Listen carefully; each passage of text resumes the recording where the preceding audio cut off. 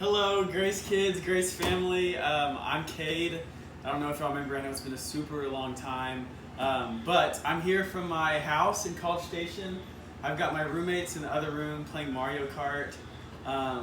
Just a regular day, but still a great day to get into the Word. And so, families, if y'all are here, the first thing I'd like to say is if you could just grab a little slice of bread, and we'll use that for later. But today we're talking about Jesus and how compassionate he is.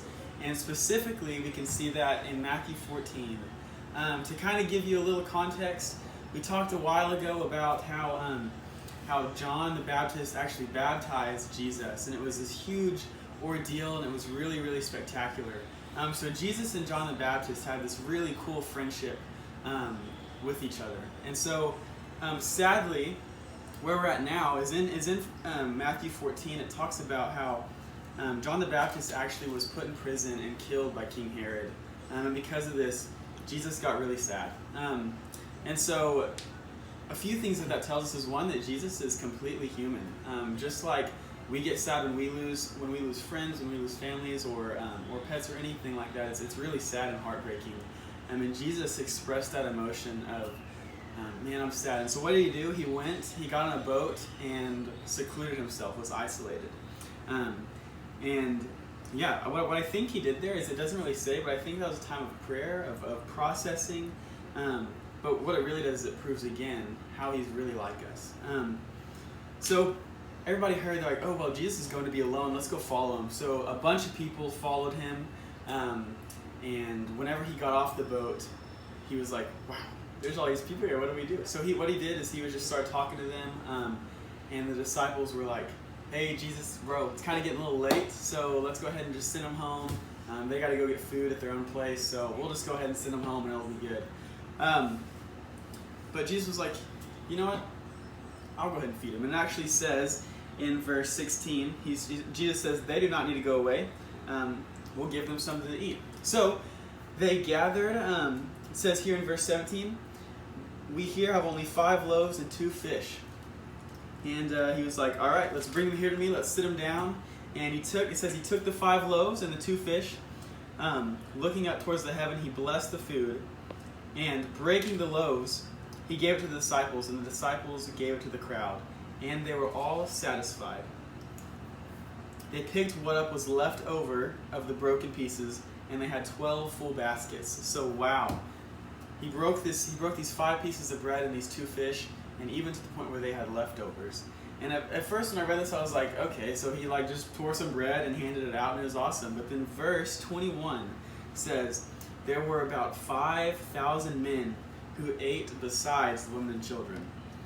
So that's 5,000 guys that are there.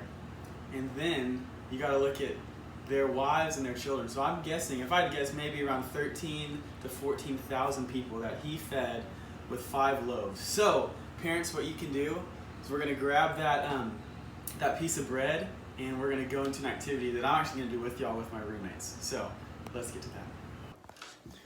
All right, hello, Grace family. So parents, whoever has the bread, I want you to take a little corner off of the piece of bread, and this is very generous, but we'll say that this is how much bread, if he was to just take the 5 breads that he got from the kids' lunchbox and split them up, maybe each 5 people would get this amount of bread, right? It's probably a lot less than this, but we'll just play around. So Hunter, if you would just break that up into 5 pieces. 1, 2, 3. Beautiful. And we're each just gonna eat this little piece of bread. It's pretty good. It's HEB 127, I think. Very nice. Very nice. But would y'all say that this filled you up? No. Not at all. Not one bit. So, awesome. So, while that was kind of a funny activity we did, we just took a little piece of bread and split it up between the family. Really what it shows is that a miracle actually had to happen in order for these, like I said, 13 to 14,000 people to be fully satisfied and fully filled up, even to the point where there was 12 baskets of leftovers. So there really had to be a miracle, a spectacular thing to happen. And before we end and go back to our regular day, I'd just like to point out, like I said, this was a time when Jesus was really sad. John the Baptist had just passed away, and Jesus was like, you know what, I kind of want to be alone right now. And so he did that. He went, and what he first did, he turned to the Lord and prayed. And probably during that prayer was just like, God, I recognize your goodness, but it still hurts. I know your plan, but I'm still sad. But I want y'all to think really importantly about, even when he did come from that being alone and kind of wanting to process, these 5,000 people still needed him. And instead of saying, you know what, I'm just going to deal with y'all later, he said, I'm going to show compassion to you guys. And I'm going to heal you. I'm going to feed you. And that's really special. And I think it's really important that we know what a compassionate God we serve. Jesus wasn't one that was selfish, but was one that was, I'm going to give everything I can, regardless of how I'm feeling, because I'm on this earth to glorify my Father. So, kids, I love you guys. I miss you. Parents, y'all are doing awesome during this time. But really this week, focus on how compassionate Jesus is towards you, and be nice to everybody. Kids, serve your parents. Ask if you can help them out in anything. Parents, serve your kids.